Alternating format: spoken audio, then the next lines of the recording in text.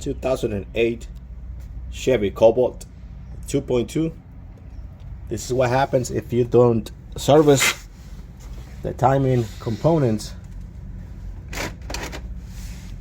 on their scheduled maintenance. This vehicle came to me with a crank no start condition.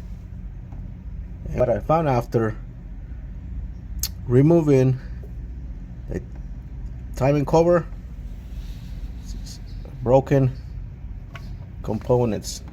The guide broken, the timing chain guide is broken. There's another piece right here. It's another one right here, and it jumped time, so probably we're gonna have damage to the valves. The cost repair is gonna go up.